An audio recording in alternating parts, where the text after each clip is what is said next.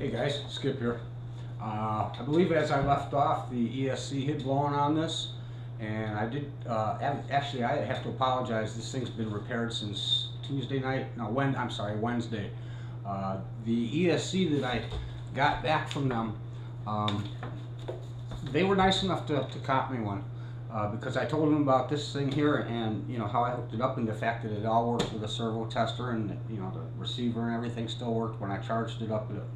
You know, so they said obviously I did it right, so it must have been a faulty ESC. They said sometime, every once in a while, they get a batch that has a bad capacitor or something that can possibly leak from the factory, and then they're like a ticking time bomb. All I can say is thank goodness this thing didn't decide to go when it was in the air twice. But yeah, they covered this for me. Otherwise, this would have been about a $63 or $64 part. That's what I thought was gonna. I thought it might cost me that much because it was technically out of warranty. So I did not ask them if they'd do it. I just explained the situation. It had only been flowing twice, you know, and everything was fine. And all of a sudden, I went to rev it up on the table and it went poof. So, and that's pretty much what happened. So, anyhow, get down to this thing here. I wanted to explain a couple quick things, a couple quick notes. Now, you have an option of either running this on the spacers, you know, for the power lead that they give you is it comes together. It's spaced for like either a 3S balanced plug. Well, this is 6S, so that's not going to work. But I've noticed that there were no. This particular one didn't have the little pins on both sides. The guards that keep you from plugging it into a different size battery. And then I'm looking over their instructions here, and you know, it's Chinese a little bit. It's not half bad. It does tell you, you know, the maximum input voltage is 12 volts, but it'll handle all the way up into 42 volts. So my plan is here, since I don't have any other room really for a battery, and I'm maxed out on my nose weight with this battery in here. Otherwise I'd have to go with a little bit smaller or a lower C battery. I kind of like this one. But I can actually run the unit off of the balance plug. But what you want to do, and this is something you guys all want to know, and most people know this, but not everybody, is that you always want to, if you're going to charge or use your balance plug for powering anything, you always want to go to both sides. Never use any of the pins in the middle. And I finally figured out what this instruction was saying, because here it says safe power on with battery polarity reversal protection function. If the input polarity is not correct, the UBEC will not be damaged. I'm like, okay, that's cool. So in other words, if you plug this thing in backwards, it doesn't burn out the little unit. And since I was already having problems with that and I was doing a lot of testing, I tested that and it works. So if you plug, you know, back to back, it's not gonna hurt anything, provided you don't have the rest of the system powered on yet. Down here it says matters need attention. Now this is actually what it says, guys. The controller at work. Please don't output pin or wire to short circuit. Avoid the controller is damaged. Well, I had to think all night on that one, what that actually meant.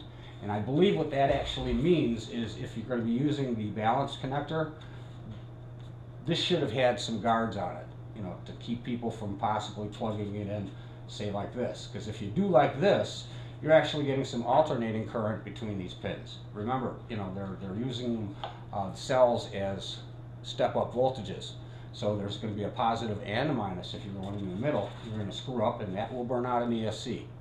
Okay, so that's something you don't want to do. You always want to go to the correct sides, and do be sure that the polarity is correct when you've got the power thing powered up. You know, if you don't do it first, that's just an important note. Otherwise, you can just run, you know, you can put your own connector on this lead and just run a separate battery. If you're running a smaller flight battery, you might want to do that anyway. But the unit itself only draws 140 milliamp hours, so it's not very much. And it handles anywhere from 12 volt to 42 volt. So 22 volt is not going to burn the thing out, and I've tested it and proven. So let me fire it up for you guys real quick, and I'll show you how it works. Okay, out of the woods on that one at least. Right? Oh, I did want to make a point. If you get the replacement part, you might notice that the end's cut. This is the length that you, pretty much the length that you get when they send it to you. This is the old one. It was, the power cable was that long, out to there, down here, okay? But this is the length they sent. So basically what I did is I took the new one. It already had a plug on it. I just cut the old wire off that I needed, leaving the plug end on, and only put the male end of an EC5 on the end, and just plugged it together, put a piece of shrink wrap around that so it doesn't come off somewhere in the middle. And I figured I might need a little aft weight anyway with this unit here, so it actually worked out to be just about perfect.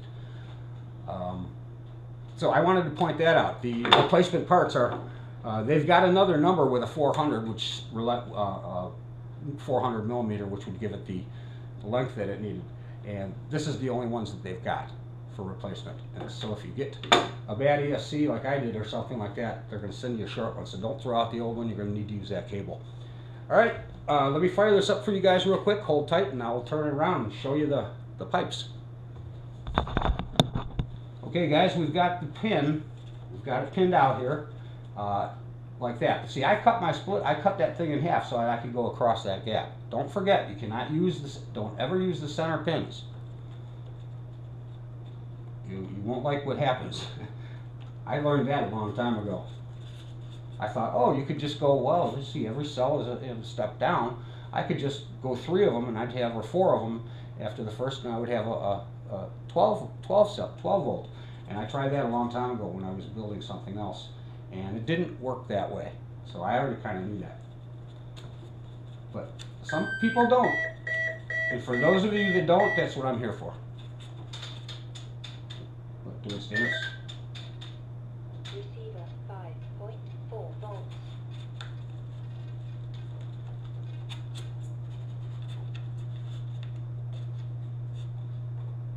Put this down in here like that. It's a tight fit. So like I said, I didn't have room for a flight battery, but CG is perfect. Okay, and all controls and everything good. Right. Safe select.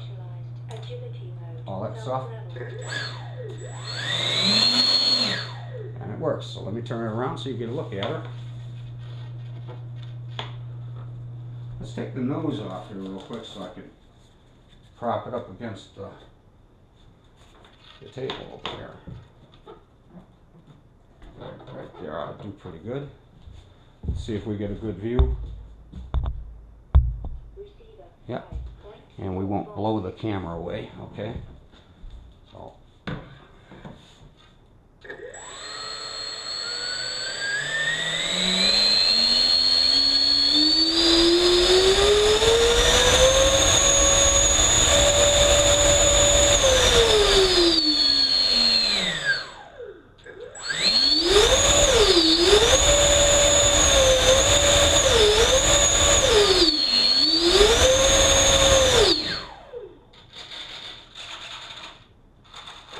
Success, guys. Everything works good. I do like this unit. I like the fact that it has that broad power range between 12 and 42 volts. That means you could run as much as a 12S battery set off of this. So, thanks for watching.